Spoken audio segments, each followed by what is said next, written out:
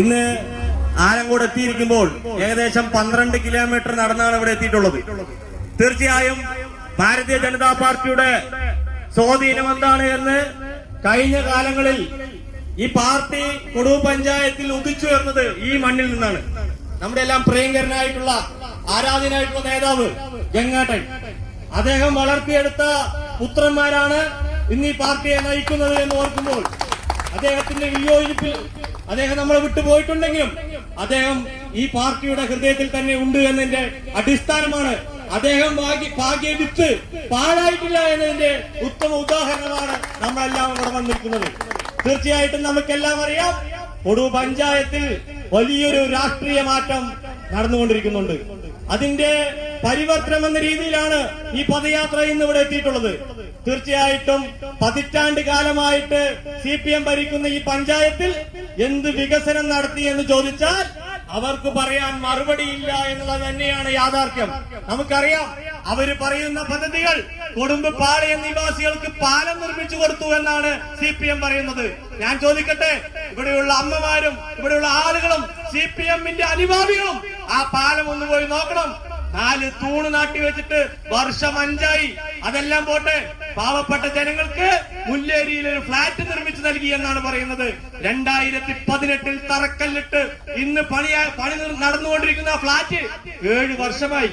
അട്ടപ്പെട്ടി കൊണ്ട് ഒരു കൂടാരം കെട്ടി ഇതിൽ പിണറായി വിജയന്റെ കുടുംബം പോയി താമസിക്കുമോ? അല്ലെങ്കിൽ ഇവിടുത്തെ LC നേതാക്കന്മാരുടെ കുടുംബത്തെ കൊണ്ട് അവർ താമസിക്കാൻ സാധിക്കുമോ? പാവപ്പെട്ടവന്റെ നികുതി പൈസ പിരിച്ചുകൊണ്ട് അവരെ വഞ്ചിക്കുന്ന സമീപനമല്ലേ ഇവർ ചെയ്യുന്നത്.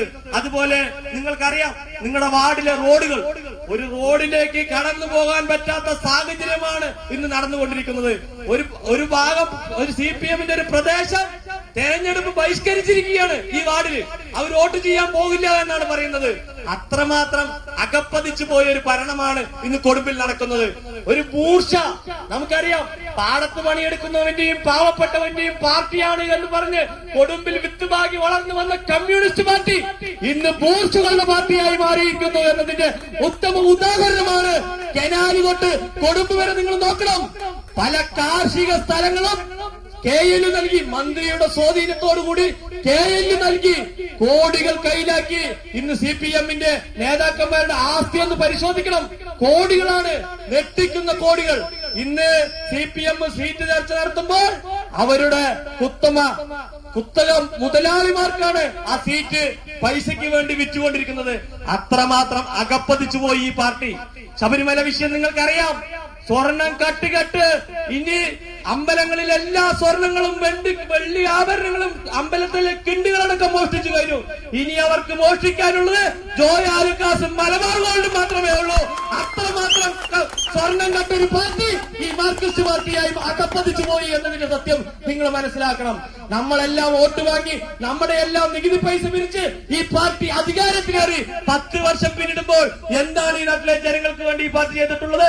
ജൽജീവൻ മിഷനിൽ വെള്ളം നൽകി എന്നാണ് പറയുന്നത്. ജൽജീവൻ മിഷനിൽ വെള്ളം നൽകാൻ ഈ നാട്ടിലെ കമ്മ്യൂണിസ്റ്റുകാരുടെ ആവശ്യമില്ല. അത് കേന്ദ്ര സർക്കാർ പദ്ധതിയാണ്. അത് കേന്ദ്രം നരേന്ദ്രമോദി ആവിഷ്കരിച്ച പദ്ധതി. എല്ലാ വീട്ടിലും കുടിവെള്ളം എത്തിച്ചിട്ടുണ്ട്. പ്രധാനമന്ത്രി ആവാസ് യോജന, അത് പ്രകാരമാണ് കൊടുവ പഞ്ചായത്തിലെ 47 ആളുകൾക്ക് വീട് നൽകിയിട്ടുള്ളത്.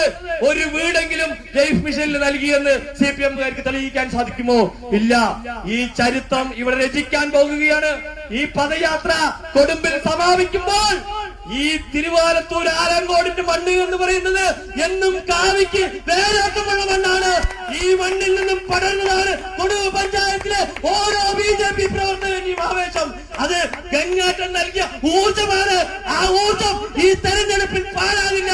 തീർച്ചയായും വരുന്ന തിരഞ്ഞെടുപ്പിൽ കൊടുവ പഞ്ചായത്തിനുള്ളിൽ പൊൻതാമരകൾ വിരിയുക തന്നെ ചെയ്യുമെന്ന് മാത്രം പറഞ്ഞുകൊണ്ട് നിങ്ങളുടെ ആവേശ ഉജ്ജ്വലമായ സ്വീകരണത്തിന് 1000 നന്ദികൾ അർപ്പിച്ചുകൊണ്ട് നിർത്തുന്നു. നന്ദി, നമസ്കാരം.